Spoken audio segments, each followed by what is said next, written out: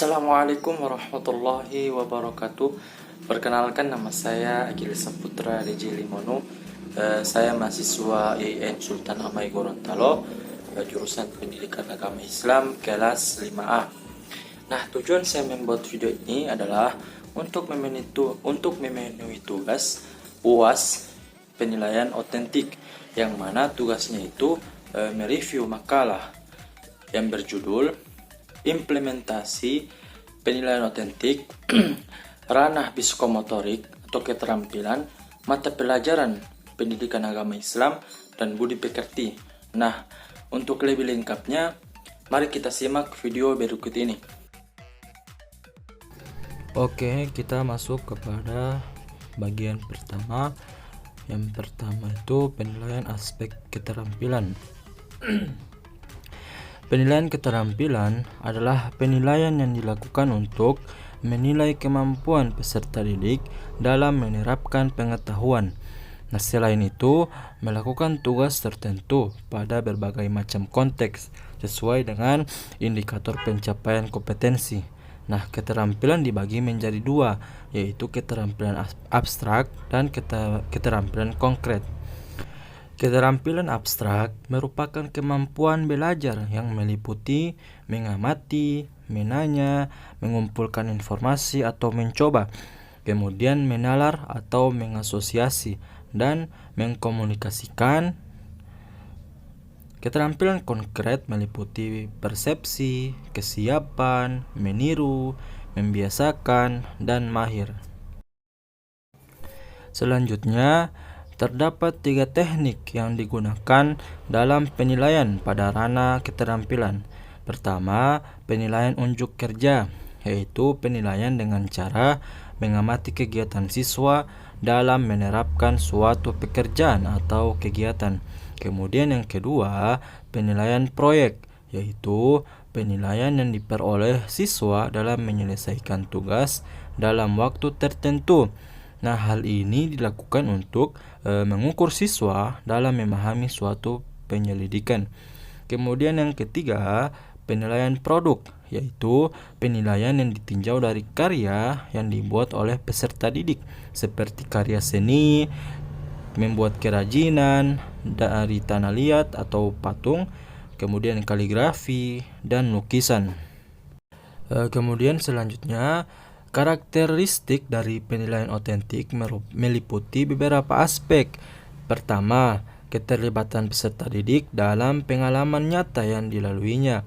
Kemudian yang kedua, dilakukan dalam jangka waktu pada saat dan sesudah proses pembelajaran berlangsung. Kemudian yang ketiga, termasuk penilaian pribadi atau self-assessment dan refleksi yang diukur melalui keterampilan dan pengalaman. Kemudian yang keempat, dilakukan secara terus-menerus atau berkelanjutan. Kemudian yang kelima adalah terintegrasi. Yang keenam adalah berfungsi sebagai umpan balik. Kemudian yang ketujuh, indikator keberhasilan dan kegagalan diketahui oleh peserta didik dengan jelas. Selanjutnya, makna dilakukannya penilaian agar mengetahui sejauh mana siswa telah berhasil mengikuti pelajaran dan kompetensi apa saja yang sudah tercapai selama siswa mengikuti kegiatan belajar mengajar.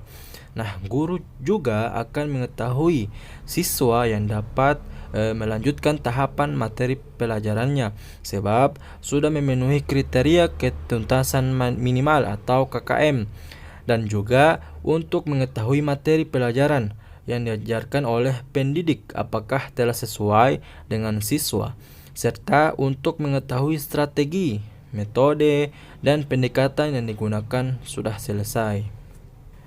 Selanjutnya, kita masuk pada penilaian otentik pada mata pelajaran pendidikan agama Islam. Penilaian otentik sangat baik diterapkan dalam pembelajaran pendidikan agama Islam atau PAI. Dengan adanya penilaian otentik, guru dapat melatih peserta didik menerapkan secara langsung materi yang diajarkan di kehidupan nyata.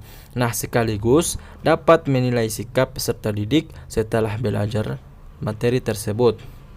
Nah, contohnya pada materi ibadah tentang praktek pengurusan jenazah, mulai dari memandikan, mengafani, mensolatkan, dan menguburkan. Kemudian, implementasi dari penilaian otentik bukanlah hal yang mudah bagi guru, apalagi jika guru tersebut sudah berumur.